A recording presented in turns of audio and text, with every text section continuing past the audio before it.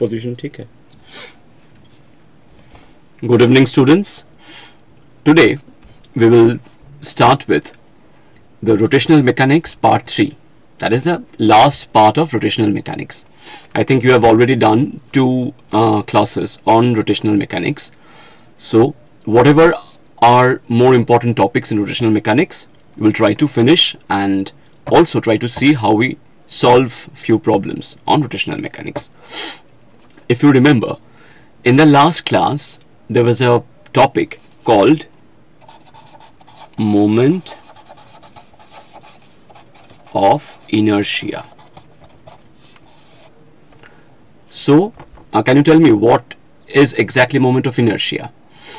Moment of inertia, you can think of it is analogous to the mass in the case of translation motion. When a body is moving in a straight line or in a curvilinear motion also, that is, we say that force is equals to mass into acceleration. But in the same thing, when we talk in a rotational mechanics, then we say torque, force, the analogous thing of force is torque is equals to I is a moment of inertia into alpha. Alpha is the angular acceleration that I think you have already studied in the last topic, in the last session. Now I will focus more on this I, which is the moment of inertia. Now how do we actually measure moment of inertia? If you remember, center of mass, you can recall the center of mass depends on not only the mass, it depends on mass and also how the mass is distributed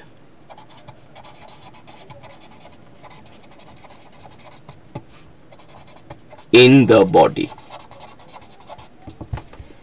The same 2 things can be applied, can be told in the case of moment of inertia. So moment of inertia, let us see how we define the moment of inertia for a point object. For a point object, you know, it is not having any dimension. It is m. Say the point object lie at a distance r from, maybe this is our axis of rotation. So the moment of inertia for this point object is given by mr squared. Now moment of inertia is a scalar quantity. Now if we have several other point objects, say this is m1, this is r1, this is m2, this is r2, similarly m3, r3, m4, r4, m5, r5, and so on. The moment of inertia will be the scalar sum of the moment of inertia of all the particles. So what will be the moment of inertia for the whole body? It is nothing but m1 r1 square plus m2 r2 square plus till m5 r5 squared. So we can write it is nothing but the summation of mi ri whole square. Now this moment of inertia we are finding out when the particle, they are discrete particles, we can count them. But if the body is a continuous one, say a body where an infinite number of particles, then how to find out the moment of inertia? There we will use the method of integration. Say this is a body, a continuous body, which is made up of lots of particles, right? Say this small particle, the mass is dm, and the moment of inertia through which we are calculating, say this is the axis of rotation. Say this dm is at a distance of this r from the moment, from the axis of rotation. So we can write the small moment of inertia, the infinitesimal moment of inertia is nothing but dm r square, or we can write r square into dm. So the total moment of inertia should be the integration of r squared dm. Now interestingly, this is a body which is non-uniform. So for non-uniform bodies, we'll definitely not have mathematical functions to find this. But for uniform bodies, we can easily derive the moment of inertia for each and every body. And where we will see this small mass dm can be represented as a function of this r, which is the distance of that small particular mass from the axis of rotation. Let us just look into one very simple problem. Let us try to find out the moment of inertia of a very thin rod about an axis through its center of mass, which is nothing but the center. The thin rod, the length is L and the mass is M.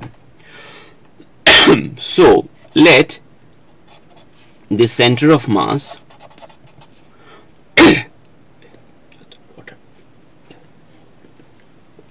excuse me, 1 minute. Excuse me. Okay.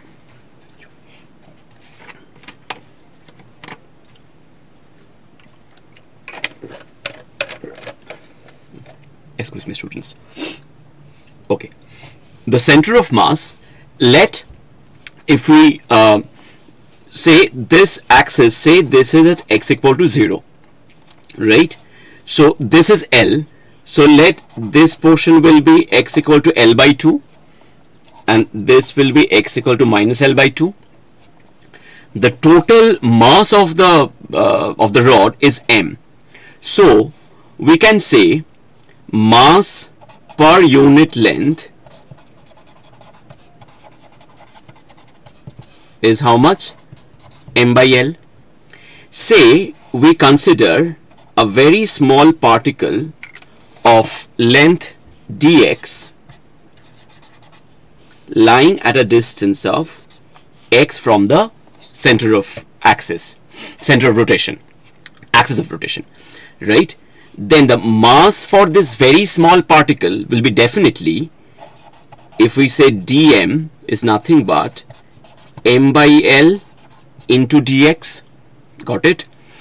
Now the di is nothing but of di of this dx is x square into dx. Dm, x square into dm. So x square dm we can write in with the help of this m by L into dx. Now moment of inertia I will be integration of this m by L x square dx. X is varying from minus L by 2 to plus L by 2.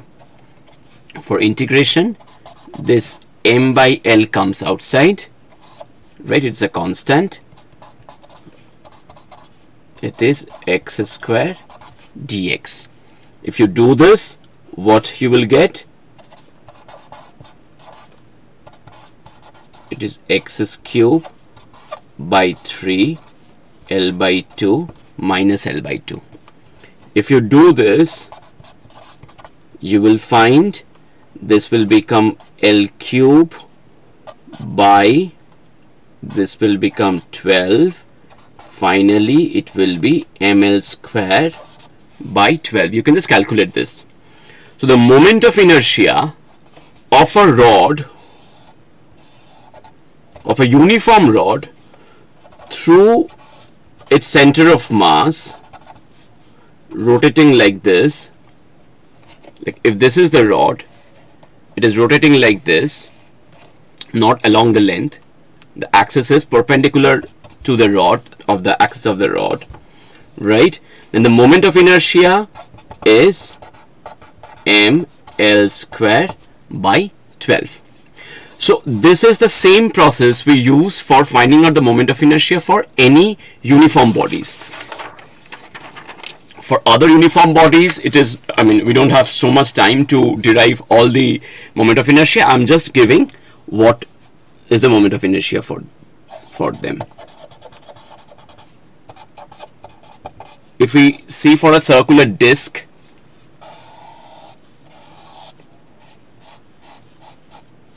if we see, this is the center of mass. If we take the moment of inertia along this axis, this or any this axis, say this is the x, I say Ix, this is Iy, we will see along any diameter,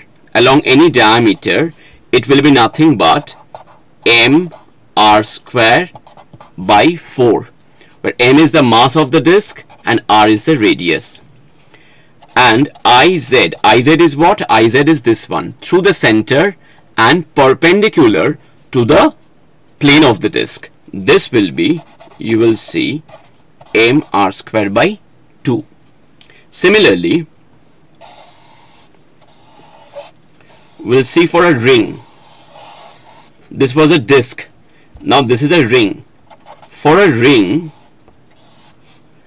this same Ix equal to Iy means along the diameter, it will be m r square by 2 and Iz will be m r square. Got it? Now let us take, instead of a rod, we will now consider a uniform rectangle, right, whose length is L, breadth is B. If we take the axis along the breadth, that is perpendicular to the length, then moment of inertia, this moment of inertia will be similar to the rod, very interestingly, ml square by 12. And if we take the moment of inertia, this as I2 will be mb square, because b is the breadth, by 12. And this, that is through the center of mass but perpendicular to the plane of the rectangle, this, say ICOM will be m by 12 L square plus b square. Why it is coming, I'll just say soon by applying a theorem. First, let's complete the basic uniform, the moment of inertia for uniform shapes. So this we get for a rectangular plate. Now we come for a square. You can easily deduce it is the same, so you can do that. I'll describe two more things. One is the solid sphere. It's a solid sphere. For a solid sphere, through the center, moment of inertia is 2/5 mr square. And for a hollow sphere, which is just, it is having the rim, the surface area, but not inside, there the moment of inertia will be 2/3 mr square. We'll keep these values in mind. We'll see how we apply this, or how we derive this also, by using two very simple theorems. Now we are coming to two theorems on moment of inertia. One is called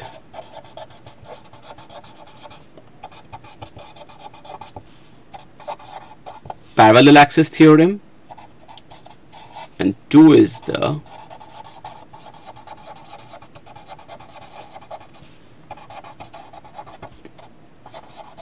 perpendicular axis theorem. Okay. In a parallel axis theorem, what we know, we take any body which is three-dimensional in shape, we can prove that if moment of inertia through any axis but passing through the center of mass, say if it is ICM, we can find out the moment of inertia of the body through another axis which is just parallelly shifted, which is at a distance of say A from the axis through center of mass, and say if this is I, then this I we can write moment of inertia through the center of mass plus m a square. I'll repeat, that is, for any 3D body we can find the moment of inertia through any axis provided we know the moment of inertia through the center of mass through the axis parallel to that axis, and that moment of inertia will be moment of inertia through the center of mass plus ma square. Let us try to apply this.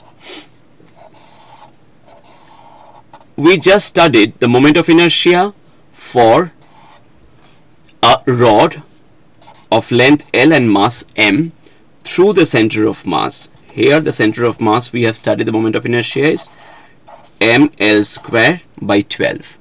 Now what will be the moment of inertia of the rod through an axis at its end? See, this is L, the distance that is shifted, that is, this is L by 2. So the moment of inertia I will be ICM plus m, here a square, here a is nothing but L by 2. So ml square by 12 plus here ml square by 4. If you do this, ml square plus 3ml square, finally 4ml square by 12, you will get ml square by 3. So the moment of inertia of a rod through its one end will be ml square by 3. If you just try to understand it physically, so a rod, the moment of inertia through the center is ml square by 12, through its one end is ml square by 3. So the moment of inertia of the rod through its end is much higher. So that is, if a rod need to be rotated through the center, it needs more energy or more torque than if the rod is rotated through its center, because moment of inertia is nothing but in the rotational mechanics, it is analogous to the mass, so it is nothing but providing the inertia or or the resistance to change from uniform motion, you know, all these things. Okay, let us come back to the theorems. So this is the application of parallel axis theorem. Now what is perpendicular axis theorem? Parallel axis theorem can be applied to any 3D body, but perpendicular axis theorem can be only applied to 2D bodies or laminar shapes.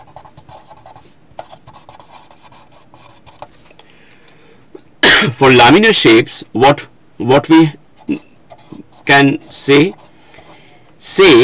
if we know the moment of inertia through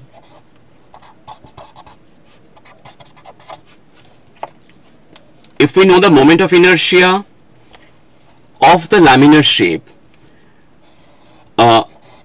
through two axes which are mutually perpendicular to each other, and not only that, they are passing through the lamina, and say this is Ix and Iy, we can find out the moment of inertia through the meeting point of those axes, and which is perpendicular, and the axis and the third axis will be perpendicular to the plane containing these two axes. So if we say this is x-axis and we know the moment of inertia through this is Ix, and this is y-axis, we know the moment of inertia is through this is Iy, then this is, say it is Iz. So Iz will be equals to Ix plus Iy. This application we have already seen, like when we did for this hollow ring-like shape. This we know through the diameter it is mr square by 2.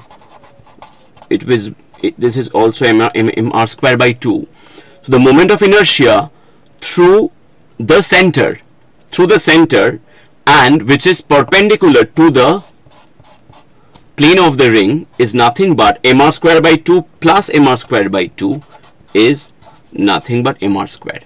So you can apply this perpendicular axis theorem to any laminar structure. We'll see a problem with it.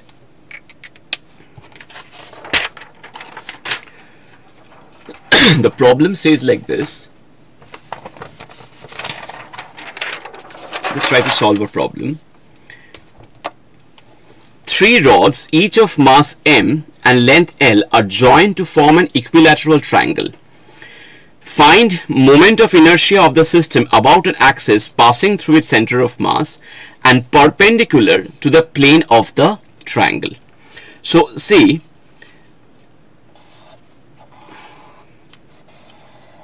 three rods, each of mass m and length L, they are connected to form an equilateral triangle. The center of mass is this one. You know, to find out the moment of inertia through this point, we need to know the moment of inertia of each rod at this point, at their center of mass. Because if we know this, then with the help of parallel axis theorem, we can shift the moment of we can find the moment of inertia of the rod at this point, and then we can find for all the 3 rods. Let us try. So we know for this rod, for each rod, the moment of inertia through this is nothing but ml square by 12. Now we are shifting through this place, so through this distance. Now this distance, say it is a. We don't know the value of a, but we know as it is an equilateral triangle, this is angle 60, so this angle will be definitely 30. This is L by 2, this is a, this is L by 2, so we can find out a divided by L by 2 is nothing but tan of 30. So a is nothing but L by 2 tan of 30, that is L 2 by root 3. Now this distance we know, L 2 by root 3. So the moment of inertia of this rod through this we have found for this. Now we are shifting it here. So what it will be? Moment of inertia for one rod is what? This one, that is ICM, m L square by 12 plus m into a square. A is here, L 2 by root 3 whole square. So it is ml square by 12 plus ml square. 4 into 3, it is 12. So it is nothing but ml square by 6. Now this is for only one rod. There are 3 rods. They are also equally shifted, and we are trying to find out the moment of inertia of the whole system. Now moment of inertia is nothing but a scalar quantity, so they can be simply added. Means we are multiplying here for 3 rods. So for 3 rods, the total moment of inertia will be 3 into ml square by 6, that is ml square by 2. Understood? Great. Okay. Now now we are trying to there is another topic related to moment of inertia, which is called the radius of gyration.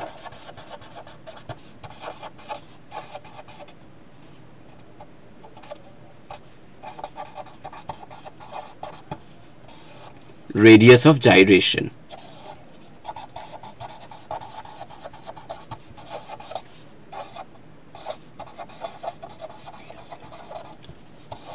Okay, now what is that?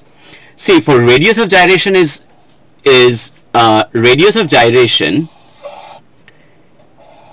is an imaginary radius. We can think, see what we have observed in a moment of inertia for any body, there is a factor mr square plus there is a factor k, where k is a fraction. Now we can think radius of gyration, say radius of gyration we are naming as rg. There's an imaginary radius where we can think, if we think the whole of the mass is concentrated such that the moment of inertia of this distribution will be same as the moment of inertia of the body. So we can say then, so we can write the moment of inertia is rg squared. So then rg is the radius of gyration. Let us see, say for a sphere. For a sphere, we know for a solid sphere, the moment of inertia equals to 2/5 m r squared. Say the radius of gyration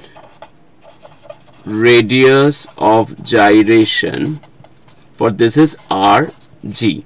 So here m r g squared will be equals to, by definition, m r squared. So m cancels out. So rg will be nothing but root of 2/5 of r. So we can think, if a sphere, the whole of the mass is concentrated at this point from the center, then the moment of inertia is nothing but, we are not considering this fraction f, we can easily write mr squared.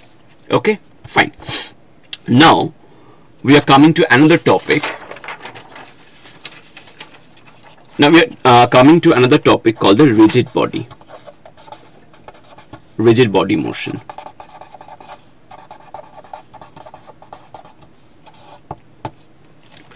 For rigid body motion, we will not study in detail. We'll just see few things, how we can actually find out angular velocity, or we'll see pure rolling and for a rigid body. First, let us define what is rigid body. In the last session, students were asking what is rigid body. For rigid body, the main thing is this word rigid. Rigid means it is incompressible, or it is also inextensible.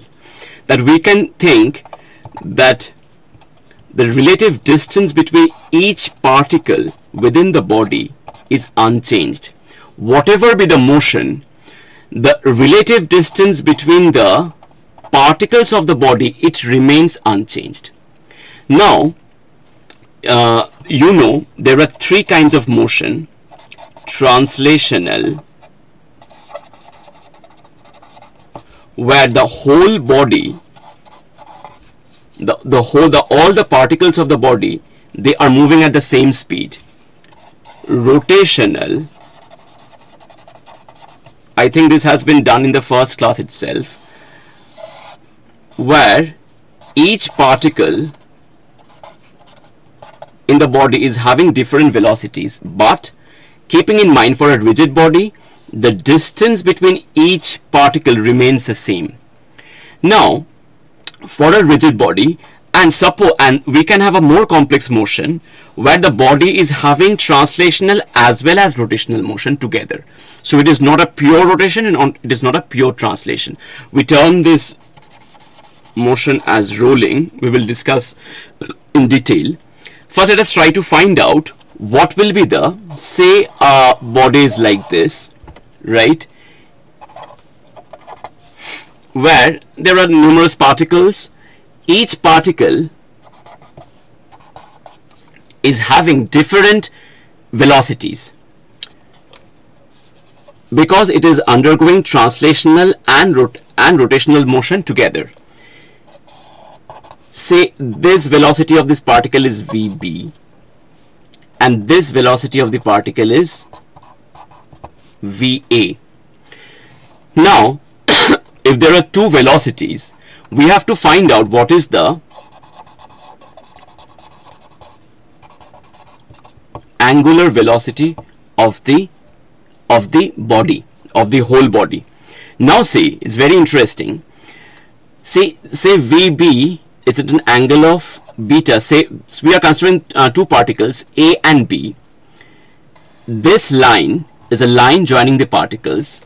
So the velocity VB is at an angle of beta with this line, and velocity VA is an angle of alpha with this line. Now, in order the two velocities or the motion to be a rigid body motion, there should not be any relative displacement between the two particles. That is, this distance will remain the same. So we can say that when there is no acceleration, so the component of the velocities along this line will be definitely same, so that their relative velocity will be 0, right? So we can say VA cos alpha will be equals to VA cos beta. Now, how to find out the angular velocity? How to find out the angular velocity? This is the first condition to maintain the rigid body. Now, for the angular velocity, there is another component of the velocity along the perpendicular distance, along the perpendicular direction of this axis AB. So in this direction, the velocity will be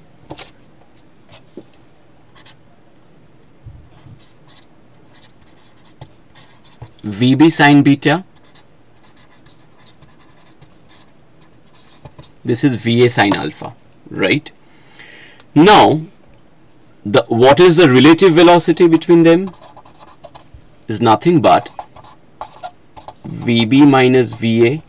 We are considering only this direction, so it is VB sine beta minus VA sine alpha divided by the distance between the two bodies, that is A, B.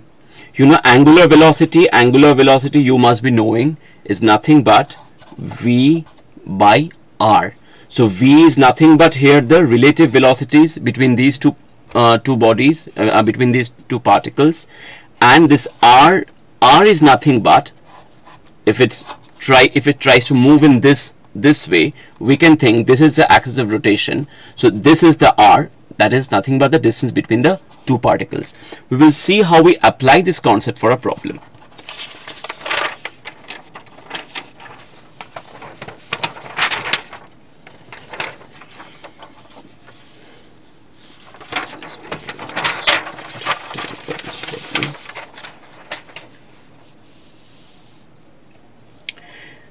Say rod AB has length L. Velocity of end A of the rod has velocity VO at a given instant. First we have to find out the velocity of end B. This angle, let it be 30 degree. Find the angular velocity of the rod.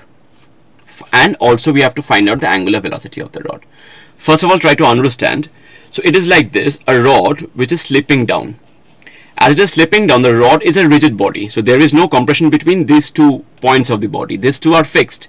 So as it is slipping down, so VA, we know VA. So we have to find out what is VB. Now see, what we have to do. First, we have to break the velocities into along this line and perpendicular to this line. So let us do that first.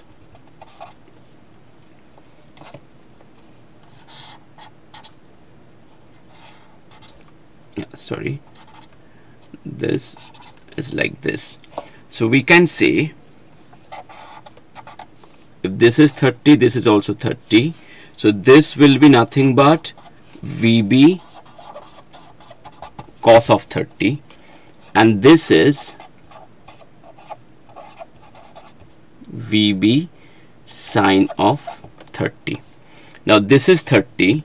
So this is VO, this is VO, this is 60, this angle is 60.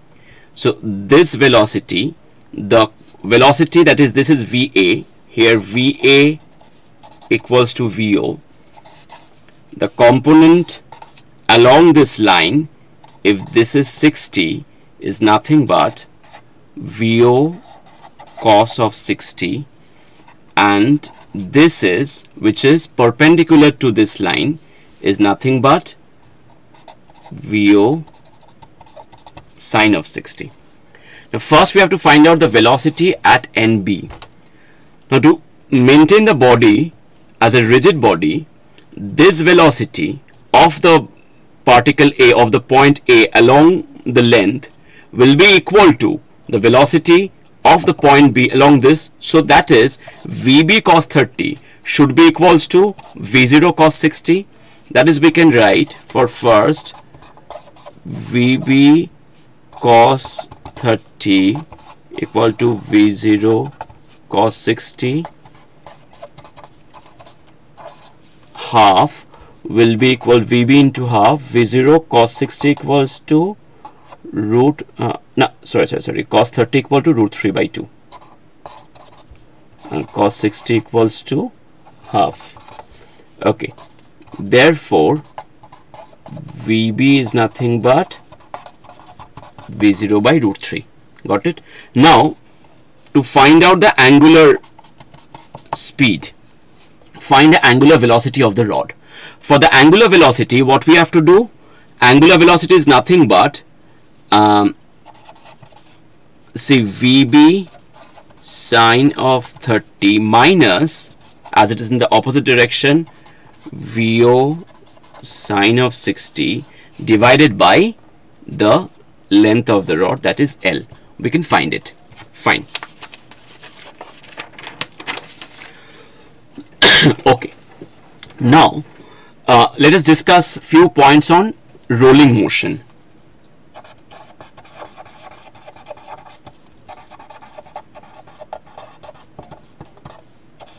When we talk about rolling motion, what we have just seen, that rolling motion is that kind of motion which involves rotation plus translation. Now see, say a body is, this is its center of mass, the body is rotating, the angular velocity is omega, right? Now we will say it is pure rolling when this point of contact, this velocity will be 0. This point velocity will be 0, right? Now you see the body is having an angular velocity of omega. Now the center of mass is having a velocity v. Okay, now if we see this point along the center of mass, it is having two velocities, translational velocity v, and this is r omega, right? Now we can say the body is in pure rolling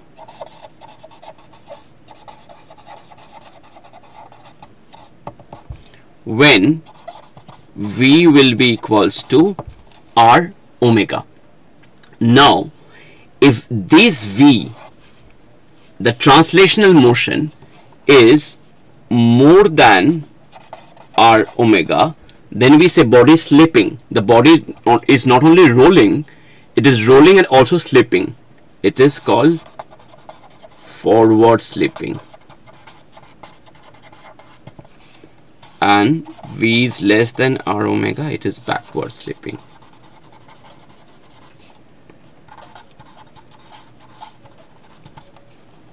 Okay, now this is for uniform motion, but if in the case of accelerated rolling motion,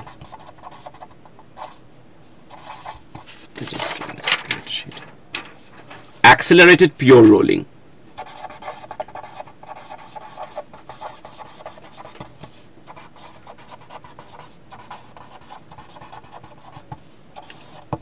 for accelerated pure rolling, so if we say v equals to r omega, then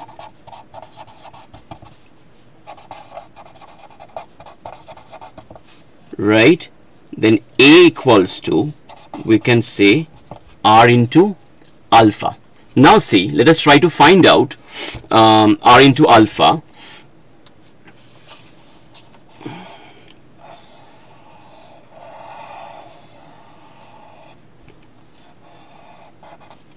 say we have applied a force F and say to maintain this there is a friction which is in the forward direction F. So we can say the net force F plus F. Now the acceleration A is F plus F divided by m, and for the angular acceleration alpha we need what? The torque divided by I. The torque is what? Torque is F minus F into R divided by I. Now if you and we also know for pure rolling A equals to R alpha. Combining these two equations, you will see the friction comes mr squared minus I by mr squared plus I into F. That is, F is the force applied. Now just see, F is a friction. Now see, if it is nothing but a hollow ring. For a hollow ring, for a ring, I is mr squared. So for a ring, friction is 0. So it doesn't need any friction. So it is pure rolling when friction is 0, right? I equals to mr squared. So F equal to 0. But for any other solid, say for a solid sphere, I equals to 2/5 mr squared. For 2/5 mr squared, 2/5 mr squared is less than mr squared. So definitely it is having a friction, and friction is nothing but F is positive. So for a rolling motion, for a sphere, the friction should always be in the forward direction. If you see this equation, to get a friction which is negative, I should be more than mr squared, which is not realizable for any 3D object. So for a rolling motion through a plane, we always get friction in the forward direction. I think you have understood most of the topics of rotational dynamics. We go through it. We'll also continue in the next classes. We'll see some problems. I'll get back to you. Thank you. Good evening.